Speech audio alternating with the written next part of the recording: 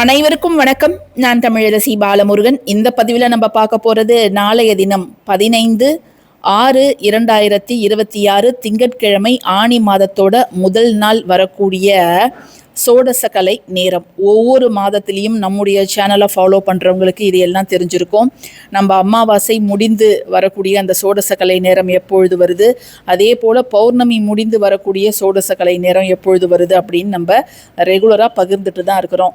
ஏன் இந்த நேரத்தை நம்ம விடாமல் உங்ககிட்ட ஷேர் பண்ணுறோம் அப்படின்னு பார்த்தீங்கன்னா, ஒரு மாதத்தில் ஒரு சோடசக்கலை நேரத்தில் நீங்கள் வேண்டியது நடக்காவிட்டாலும் கூட அடுத்த மாதத்தில் நீங்கள் என்ன விரும்பி அந்த நேரத்தில் கேட்குறீங்களோ அது நிச்சயமாக உங்களுக்கு நடக்கும் அப்படிங்கிற ஒரு ஆசையினால் தான் நம்ம இதை நம்ம ஷேர் பண்ணிக்கிட்டே இருக்கிறோம். ஏன்னா அந்த சோடசக்கலை நேரம் அப்படிங்கிறது மொத்தம் 2 மணி நேரம் கணக்கு. என்ன அப்படின்னு பார்த்தீங்கன்னா, அமாவாசை முடியக்கூடிய அந்த கடைசி 1 மணி நேரம், அடுத்து பிரதமை ஆரம்பிக்கக்கூடிய அந்த முதல் 1 மணி நேரம், ஸோ மொத்தம் 2 மணி நேரம். இதே போல தான் பௌர்ணமிக்கும். பௌர்ணமி முடியும் போது இருக்கக்கூடிய 1 மணி நேரம், அடுத்து பிரதமை ஆரம்பிக்கக்கூடிய அந்த முதல் 1 மணி நேரம். ஸோ இந்த 2 மணி நேரத்தில் வரக்கூடிய அந்த 5 வினாடிகள் எப்போ அப்படிங்கிறது யாருக்குமே தெரியாது. இந்த காலகட்டத்தில், அதிலும் நாளைக்கு ஒர்க்கிங் டே, திங்கட்கிழமை, எல்லாரும் பரபரப்பாக ஆஃபீஸுக்கு, ஸ்கூலுக்கு, வேலைக்கு போயிட்டுருப்பாங்க. அந்த நேரத்தில் நம்ம தியானம் செய்வது அப்படிங்கிறதெல்லாம் முடியாத ஒரு காரியம். ஆக்சுவலாக ஆஸ் பர் ப்ரொசீஜர் என்ன செய்யணும் அப்படின்னா, இந்த 2 மணி நேரத்தில் நம்ம தியானம் செய்து நம்முடைய தேவையை இந்த பிரபஞ்சத்துக்கிட்ட கேட்கணும், அல்லது ஏதாவது ஒரு சக்தி வாய்ந்த மந்திர உச்சாரணை அந்த நேரத்தில் செய்யணும் அப்படின்னு தான் சொல்லுவாங்க. இப்போது நாளைக்கு பார்த்திங்கன்னா காலையிலே வரதுனால இது நம்ம ஒரு இடத்துல உட்கார்ந்து ஒரு விளக்கேற்றி அந்த தீபச்சுடரை பார்த்து நம்ம மந்திரங்கள்லாம் சொல்கிறது அப்படிங்கிறது நடக்காத ஒரு விஷயம். சில பேருக்கு இப்போ வீட்டில் பசங்களெல்லாம் ஸ்கூலுக்கு அனுப்பிச்சிட்டு யார் ஃப்ரீயாக இருக்கிறாங்களோ அவங்க செய்யலாமே தவிர, முக்கால்வாசி பேர் ஆண்களாகட்டும் சரி பெண்களாகட்டும் சரி இந்த காலகட்டத்தில் வேலைன்னு ஓடிட்டுருப்பாங்க. ஸோ நம்ம அந்த நேரத்தில் நம்ம மனசுக்குள்ளார உச்சரிக்க வேண்டிய மிக சக்தி வாய்ந்த ஒரே ஒரு வரி மந்திரம், அகத்தியர் அருளிய சிவனுடைய மந்திரம். நாளைக்கு திங்கட்கிழமை, சிவனுக்கு உரிய சோமவாரம் அப்படின்னு நம்ம அழைப்போம். சந்திரனுக்கு உரிய ஒரு நாள். ஸோ மாதத்தோட முதல் நாள், ஆணி மாதம் முதல் நாளே இதை மாதிரி நமக்கு இந்த சோடசக்கலை நேரம் வந்திருப்பது நமக்கெல்லாம் கிடைத்திருக்கக்கூடிய ஒரு நல்ல வாய்ப்பு. எல்லாருமே இந்த மாதத்தில் நீங்கள் நினச்சது எல்லாம் நடக்கணும் அப்படிங்கிறதுல உறுதியாக இருங்க. ஸோ எல்லாருமே கமெண்ட் செக்ஷனில் வெற்றி அப்படிங்கிறத டைப் பண்ணுங்கள். அப்படி இல்லைன்னா சக்ஸஸ் அப்படிங்கிறத டைப் பண்ணுங்கள். நீங்கள் இதை டைப் பண்ணக்கூடிய அந்த நேரத்தில் நிச்சயமாக நான் தொட்ட காரியம் எல்லாம் எனக்கு பொன்னாகும் அப்படிங்கிறத உங்கள் மனசில் நினச்சிக்கோங்க. வெற்றி அல்லது சக்ஸஸ், இதை ரெண்டுத்தையும் ஏதாவது ஒன்று நீங்கள் டைப் பண்ணுங்கள். இந்த சோடசக்கலை நேரம் அப்படிங்கிறது அகத்தியர் முனிகள் நமக்கு அருள செய்த ஒரு நேரம்.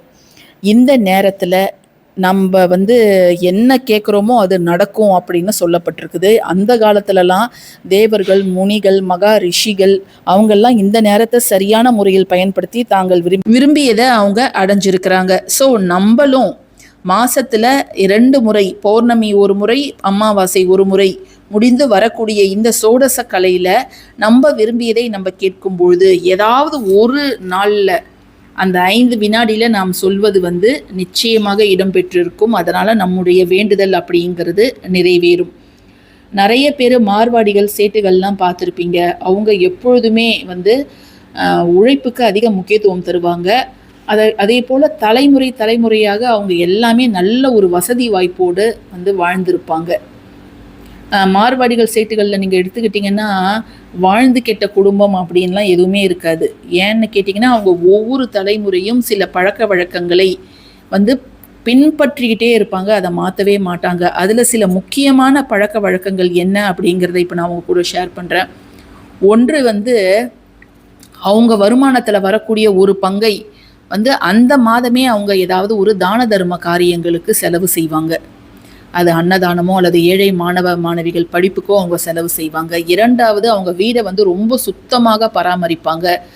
இந்த குப்பை, அடைசல், தேவையில்லாத பொருள்லாம் சேர்த்து வைக்க மாட்டாங்க. அதே போலவே அவங்க வீட்டில் எப்பொழுதும் இனிப்பு வகைகள் அப்படிங்கிறது இருக்கும். அதே போலவே வீடு எப்பொழுதும் நறுமணத்தோடு இருக்கிற மாதிரி அவங்க பார்த்துப்பாங்க. நீங்கள் அவங்க தொழில் செய்யக்கூடிய இடங்களில், தொழில் ஸ்தாபனங்களில் போய் பார்த்தாலும் சரி, அல்லது அவங்க வீடை போய் பார்த்தாலும் சரி, எப்பொழுதும் ஒரு விதமான நறுமணம் வந்துக்கிட்டே இருக்கும். நறுமணம் இருக்கக்கூடிய இடத்துல நிச்சயமாக அஷ்டலக்ஷ்மியோட அருள் அப்படிங்கிறது இருக்கும். 3வது முக்கியமான விஷயம் வந்து இதை மாதிரியான சோடச கலை நேரத்தெல்லாம் அவங்க எக்காரணம் கொண்டும் தவற விட மாட்டாங்க. எப்பொழுதுமே அவங்க ஃபாலோ பண்ணிட்டு தான் இருப்பாங்க. இதெல்லாம் ஓப்பனாக அவங்க பார்க்குறவங்க கிட்டலாம் சொல்லணுன்ற அவசியம் கிடையாது. பட் இந்த விஷயங்களெல்லாம் அவங்க ஃபாலோ பண்ணுவாங்க. அதே போலவே சில சக்தி தரும் பொருள்களை அவங்க வீட்டு பூஜை அறையில் அதை மாதிரி கல்லாப்பேட்டிலலாம் வச்சுருப்பாங்க. அதுவும் ஒரு முக்கியமான காரணம் அப்படின்னு சொல்லப்படுது. ஸோ இந்த சோடச கலை நேரத்தோட மகத்துவம் என்ன அப்படிங்கிறத நீங்கள் புரிஞ்சிட்ருக்கலாம். இது நேரத்தை நமக்கு கொடுத்தவர் வந்து அகத்தியர். அகத்தியர் அருளிய மிக முக்கியமான ஒரு சிவ மந்திரம். இதனை நாம் நாளைய தினம் அந்த 2 மணி நேரத்தில் என்ன நேரம் அப்படிங்கிறத சொல்லிடுறேன். 8:27 10:27 காலை 8:27 மணி முதல் 10:27 மணி வரை, 8:27 AM to 10:27 AM. அமாவாசை வந்து 9:27 AMக்கு முடியுது. ஸோ இந்த இடைப்பட்ட நேரத்தில் உங்களால் எப்பெல்லாம் முடியுதோ நீங்கள் இந்த ஒரு மந்திரத்தை தொடர்ந்து உச்சரிச்சுக்கிட்டே இருங்க. அப்படி என்ன அந்த மந்திரம் அப்படின்னு கேட்டிங்கன்னா, ஓம் ரீங் சிவசிவ, ஓம் ரீங் சிவசிவ, ஓம் ரீங் சிவசிவ அப்படிங்கிற இந்த மந்திரத்தை நீங்கள் உச்சரிச்சுட்டு இருக்கலாம். இன்னும் சில பேர் நான் கொஞ்சம் ஃப்ரீயாக தாங்க இருப்பேன், வீட்டில் தான் இருக்கிறேன் அப்படிங்கிற பட்சத்தில் அவங்க பூஜை அறையில் ஒரு சின்ன தட்டு, பித்தளை தட்டோ அல்லது வெள்ளி தட்டோ அல்லது செம்பு தட்டோ எடுத்துக்கிட்டு அதில் விபூதியை வைத்து இந்த ஒரு மந்திரத்தை உங்கள் வலது கை மோதிர விரலால் ஓம் ரீங் சிவசிவ அப்படிங்கிறத எழுதி அதற்கு முன்பு அமர்ந்து இந்த மந்திரத்தை நீங்கள் இவ்வளோ தடவை தான் உச்சரிக்கணும் அப்படிங்கிறதெல்லாம் கணக்கு கிடையாது. நீங்கள் எத்தனை முறை வேணாலும் தாராளமாக உச்சரிக்கலாம். பிறகு அந்த விபூதியை நீங்கள் ஒரு பாக்ஸில் போட்டு வச்சுட்டு, அது வந்து மிகவும் சக்தி ஏற்றப்பட்ட விபூதி அப்படின்னு நீங்கள் நினச்சி அதை நீங்கள் நெற்றியில் இட்டுக்கிட்டு வரும்பொழுது நிச்சயமாக உங்களுடைய வேண்டுதல் எதுவாக இருந்தாலும் நிறைவேற்றப்படும். இந்த சக்தி வாய்ந்த மந்திரம் அகத்தியர் எழுதிய வாத சௌமியம் 1200 என்ற நூலில் மந்திரவாள் அப்படிங்கிற ஒரு பகுதியில் நிறைய சக்தி வாய்ந்த மந்திரங்களை அவர் பகிர்ந்துள்ளார். அதில் ஒரு மந்திரம் தான் ஓம் ரீங் சிவசிவ அப்படிங்கிறது.